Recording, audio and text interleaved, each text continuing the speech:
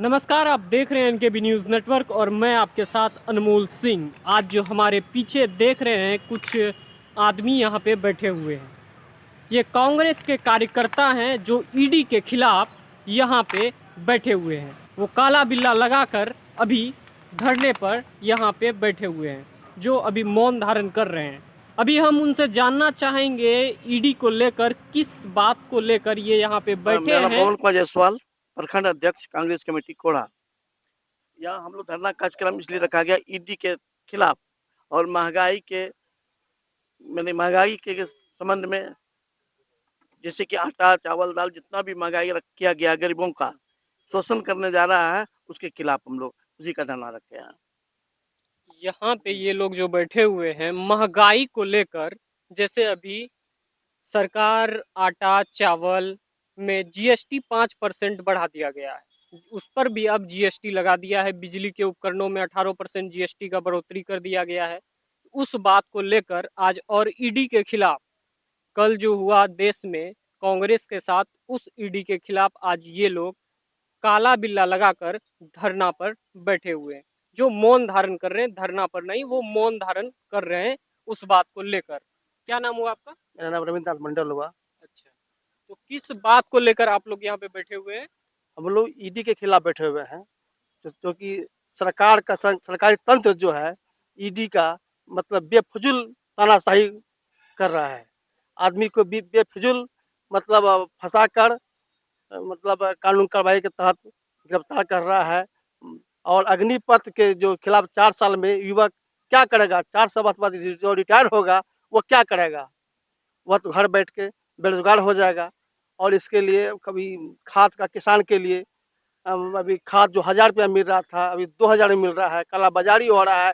इसके लिए कोई आवाज उठाने वाला सरकार तरफ से कुछ नहीं है और सरकार पूरा तरह मतलब कमजोर पड़ गया है। अच्छा, तो यहाँ देख रहे हैं इनका कहना है कि सरकार जो है कमजोर पड़ गया है, खाद महंगे हो गए हैं, खाने के उपकरण महंगे हो गए हैं, जिस बात को लेकर ये लोग यहाँ पे आज पहुंचे हुए हैं, बैठे हुए हैं। हाँ, क्या नाम हुआ आपका? शिव नारायण सिंह। शिव नारायण। ये ऑल इंडिया कांग्रेस का मेंबर हैं और यहाँ हम लोग जब से दिल्ली से ट्रेड होके यहाँ बैठे हैं कोड़ा में, तो यहाँ तो देख रहे हैं गरीबी का बेशुमार मार। अभी जानते हैं ब्लॉक में लोगों को कांग्रेस के टाइम में गाय भैंस बकरी सुअर पूरा बृहद रूप में चलता था, और अभी क्या बीमारी हो गया है इस सरकार में कि पूंजीपति अरबों खरबों को साथ दे रहा है, वो गरीब लोग भटक रहा है। कितना तो अभी गेहूं भी रोक दिया गया है कि क्या पौष्टिक आहार वो लोग खाएगा? हेलीकॉप्टर पर चढ़ने वाला कि गाय भैंस चराने वाला, हल जोतने वाला? तो ऐसे सरकार को सोचना चाहिए कि आपका विरोध नीचे का आदमी करेगा, सख्त पूरे हिंदुस्तान के अंदर में, पूरे बिहार के अंदर में। आपको मैं सतर्क करना चाहता हूँ, आप सतर्क हो जाएं, नहीं तो पूरा बृहद रूप में आंदोलन हो सकता है। मोहम्मद शकील अहमद, खेरिया पंचायत के अध्यक्ष हैं हम। तो किस बात को लेकर आज आप लोग यहाँ पे काला बिल्ला लगाए हुए बैठे हुए हैं? हम लोग मौन धारण किए हुए हैं। हम लोग विरोध कर रहे हैं बीजेपी सरकार का, जो ईडी को खामखा दुरुपयोग कर रहा है और टोटली पैकेज फूड पर 5% जीएसटी लगा दिया, जो अंग्रेज के टाइम में भी नहीं लगा था। अभी कॉपी पर 5% जीएसटी, कलम पर 5% जीएसटी, किताब पर 5% जीएसटी, दही दूध मक्खन जितना बटर जितना भी है सब पर 5% जीएसटी लगा दिया। ये बहुत अन्याय है। और अभी रेलवे का जो है सीनियर सिटीजन का जो 50% छूट मिलता था वह भी सरकार वापस ले ली। ये निरंकुश सरकार है। कांग्रेस के जो यहाँ पे कार्यकर्ता हैं उनका साफ तौर पर कहना है, एक समय था जो भूमि पर लगान दिया जाता था सरकार को, अब आपके थाली तक वो लगान पहुंच गया है। अब आप जो खाएंगे अब उसमें भी आपको टैक्स देना पड़ेगा। पढ़ने के लिए कॉपी कलम से लेकर अभी हर चीज में आपको अब टैक्स देना मेरा पड़ेगा। नाम आनंद राज आनंद है। सबसे बड़ी समस्या है महंगाई। और इस महंगाई के दौर में जन वितरण प्रणाली से गेहूं गायब हो गया। बिहार का मुख्य भोजन है गेहूं और चावल। अभी चावल के नाम पर उसना चावल भी बंद है बहुत दिनों से। अरवा चावल कोटा में मिल रहा है और गेहूं तो नदारत ही हो गया। गरीब खाए तो क्या खाए, खाने की आफत आ गई है।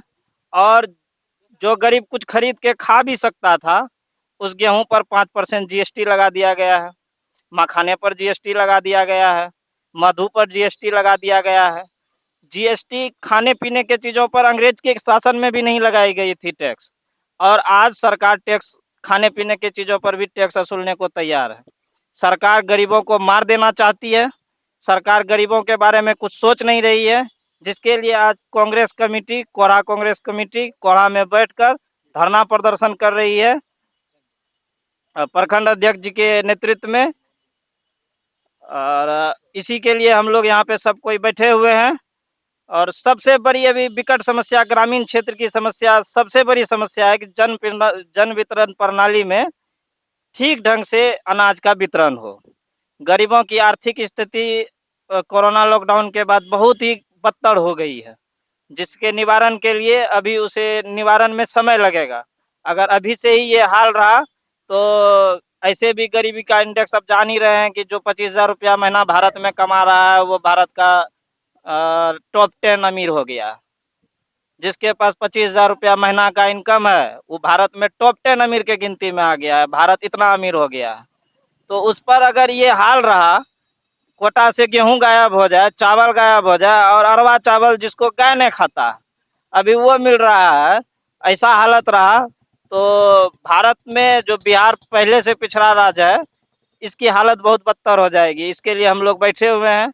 और इस पे और सबसे बड़ी समस्या ये है कि अगर आप आवाज उठाएंगे तो आप पर केस कर दिया जाएगा, आपके पीछे ईडी लगा दिया जाएगा, आपके पीछे सीबीआई लगा दिया जाएगा। लोकसभा का सत्र शुरू हुआ तो पार्टी नेतृत्व महंगाई पर चर्चा करना चाह रही थी, तो शीर्ष नेतृत्व के पीछे ईडी लगा दिया गया। अब उसको रोज बुला रहा है, पूछ रहा है।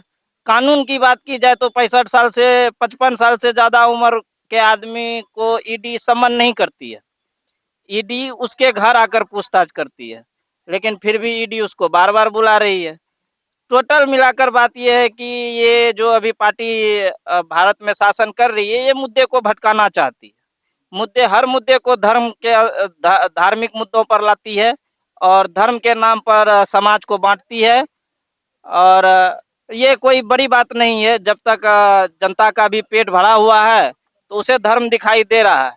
लेकिन याद रखा जाए, जब पेट में आग लगती है तो धर्म नहीं दिखाई देता है।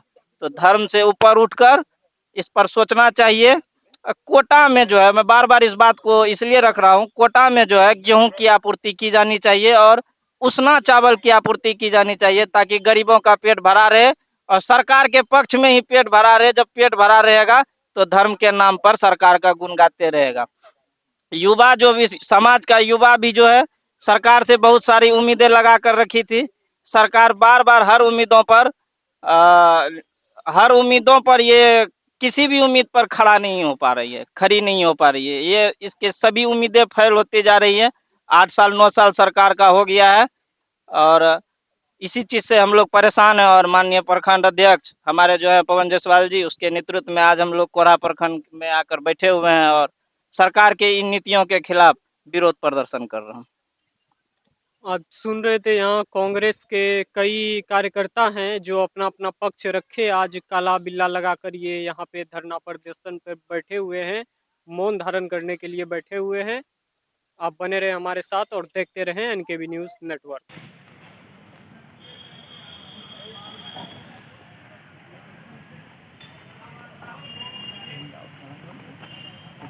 जाके